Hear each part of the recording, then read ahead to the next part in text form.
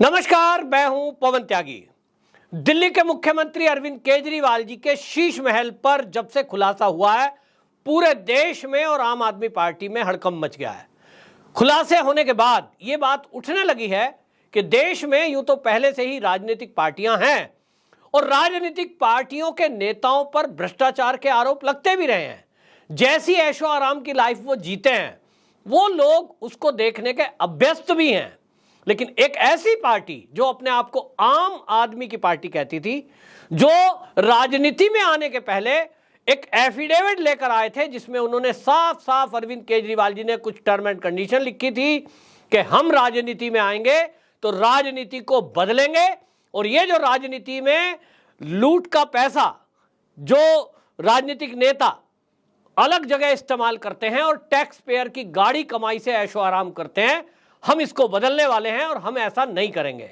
उस समय अरविंद केजरीवाल जी अपने नेताओं को कहते थे कि हम बंगला नहीं लेंगे, गाड़ी नहीं लेंगे, सिक्योरिटी नहीं लेंगे और हम इसमें भ्रष्टाचार मिटाने के लिए पूरी ट्रांसपेरेंसी रखेंगे। जनता जो चाहेगी वैसा हम करेंगे, जनता की राय ली जाएगी हर मुद्दे पर। और एक एफिडेविट आया था जो आजकल सोशल मीडिया पर वायरल भी है, अरविंद केजरीवाल जी के हाथ का खुद का भरा हुआ है, जिसमें ये टर्म एंड कंडीशन लिखी हुई है। लेकिन आज खुलासा हो रहा है कि अरविंद केजरीवाल जी का जो शीश महल है यानी मकान है रहने का, वो जो है कोई साधारण मकान नहीं है। वो आपको बता दूं 10,677 स्क्वायर फीट में बना हुआ मकान है जो 3 मंजिल है। ये पहली मंजिल ग्राउंड फ्लोर है और इसके अलावा दूसरी तीसरी घर के अंदर लिफ्ट लगी हुई है और बना हुआ पहले से है, लेकिन उसको रेनोवेशन के लिए 45 करोड़ रुपए खर्च कर दिए जाते हैं। अब यह खुलासा भारतीय जनता पार्टी के एक नेता हैं हरीश खुराना, उन्होंने दावा किया है कि जहां एक तरफ अरविंद केजरीवाल जी ऐशो आराम की लाइफ जीने के लिए अपनी पुरानी बातें, पुराना वादा, पुराना एफिडेविट भूल चुके, उन्होंने सिक्योरिटी भी ली, तो सिक्योरिटी भी ऐसी रखी हुई है केजरीवाल जी ने जैसी सिक्योरिटी पूरे भारत के किसी भी मुख्यमंत्री के पास नहीं है। क्या देश में किसी मुख्यमंत्री के पास 2 राज्यों की सिक्योरिटी है? उत्तर है नहीं, किसी के पास नहीं है। कोई लोग ऐसे हैं जिनको वाई सुरक्षा मिली हुई है, जेड सुरक्षा मिली हुई है, वो अलग हैं। बाकी अपने राज्य की पुलिस रहती है, वो सुरक्षा लिए हुए रहते हैं। लेकिन अरविंद केजरीवाल जी ने पंजाब पुलिस के कमांडो और दिल्ली पुलिस के कमांडो की सुरक्षा ली हुई है, यानी 2-2 राज्य की, जिनकी संख्या 100 से अधिक है। इनके पास पहले कहते थे वैगन आर में चलेंगे, लेकिन आज गाड़ियों का काफिला जब इनके साथ चलता है उसमें इनका स्टाफ, सिक्योरिटी वाले, वो 25 गाड़ियों में चलते हैं। यह अरविंद केजरीवाल जी का बदला हुआ रूप है। लेकिन बात कर रहे हैं शीश महल की, तो इसको लेकर भी एक खुलासा हुआ है और खुलासा यह हुआ कि ये जो टेंडर छोड़ा गया रिनोवेशन का, इस टेंडर प्रक्रिया में भी एक घोटाला हुआ है और चर्चा हो रही है ऐसे एक मार्बल की जो विदेश से मंगाया गया।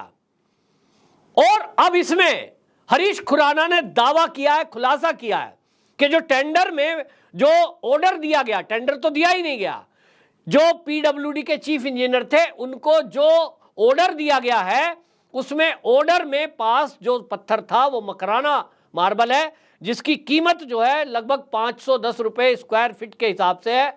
लेकिन जो पत्थर लगा है एक्चुअल में वो वियतनाम से आया हुआ पत्थर है, जिसकी कॉस्टिंग 11,510 रुपए स्क्वायर फीट है।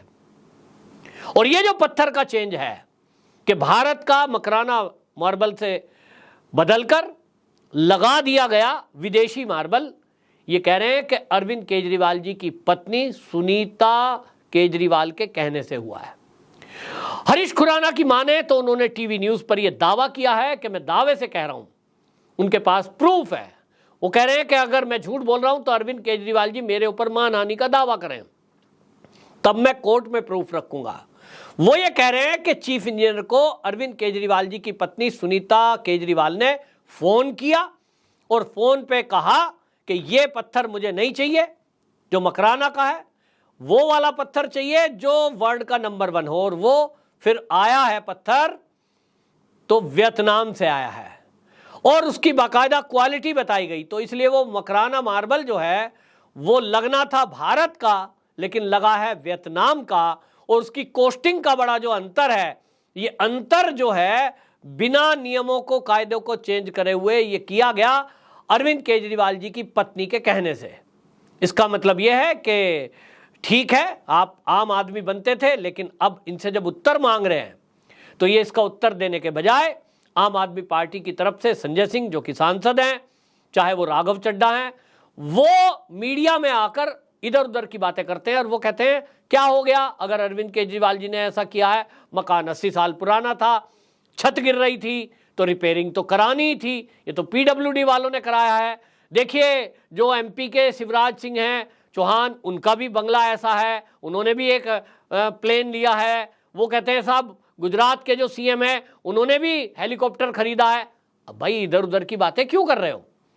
गुजरात के सीएम ने या मध्य प्रदेश के सीएम ने दुनिया को वोट लेने के लिए मूर्ख नहीं बनाया था कि वो एफिडेविट लाए थे चुनाव के पहले, और उन्होंने चुनाव के पहले ये कहा जनता देख लो, हम आम आदमी की तरह झुग्गी झोंपड़ी में रहेंगे, हम कोई सरकारी गाड़ी नहीं लेंगे, हम सिक्योरिटी नहीं लेंगे, और बाद में ले ली। भाई उन्होंने तो कहा ही नहीं। पूरे भारत की जितनी राजनीतिक पार्टियां हैं, किसी ने भी ऐसा एफिडेविट दिखाया ही नहीं जनता को। किसी ने यह नहीं कहा कि हम पब्लिक का व्यूज लेंगे और हम आम आदमी की तरह रहेंगे, हम गाड़ी बंगला नहीं लेंगे, ये तो किसी ने नहीं कहा। अरविंद केजरीवाल जी ने कहा था, और इसीलिए आम आदमी पार्टी को मीडिया कवरेज मिली। आप देखिए कितनी होशियारी से इन्होंने मीडिया को यूज किया। अन्ना आंदोलन से शुरुआत पार्टी हुई, अन्ना को यूज किया, क्योंकि अन्ना हजारे एक आंदोलनकारी थे और वो सामाजिक से बातों को, मुद्दों को लेकर आंदोलन करते थे और बात माननी पड़ती थी सरकार को।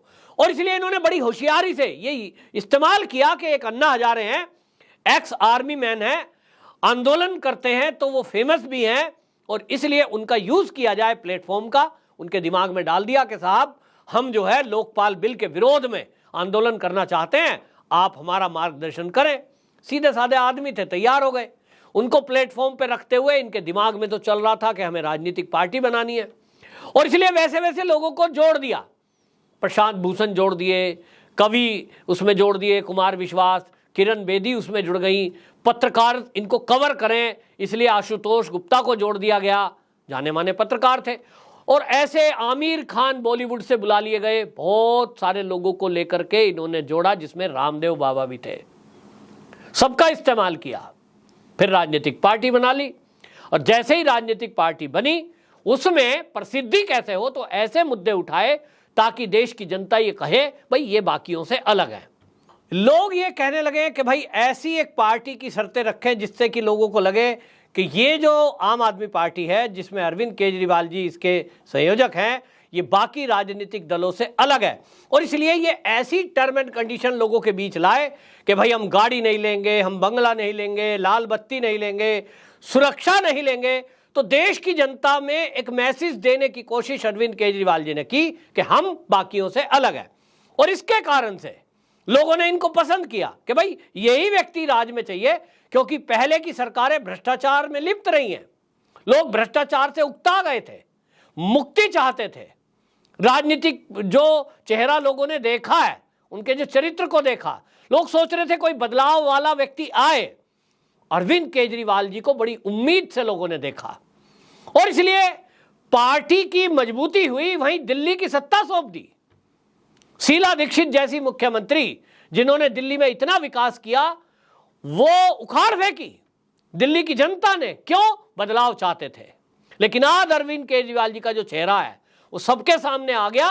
आज पुराने उनके साथी भी ये कह रहे हैं कि ये हमारे साथ भी धोखा हुआ है, हम लोग इसलिए जुड़े थे। किरण बेदी हो गई, प्रशांत भूषण हो गए, ये जो आशुतोष हो गए, योगेंद्र यादव हो गए, ये सारे लोग बोल रहे हैं कि ये जो कल्चर है, वीवीआईपी कल्चर, ऐशो आराम, टैक्स पेयर के पैसे से ऐशो आराम करना, इसी को तो बदलने के लिए हमने आम आदमी पार्टी की कल्पना सोची थी, स्वराज की कल्पना की थी।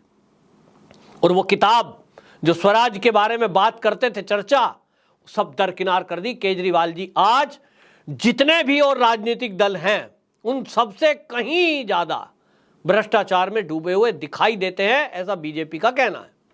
आप देखिए, कोई सरकार ऐसी है जहां हर बात में घोटाला खुलकर सामने आता हो?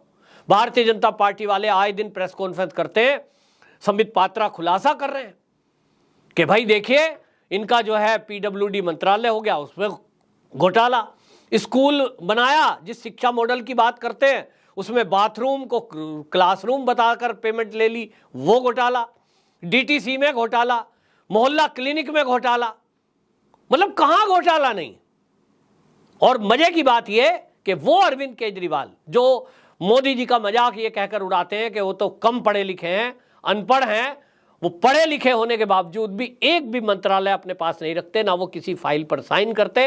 ये दिमाग का खेल उन्होंने खेला ताकि जेल जाएं तो बाकी साथी जाएं और ये ऐशो आराम की जिंदगी जीते रहें।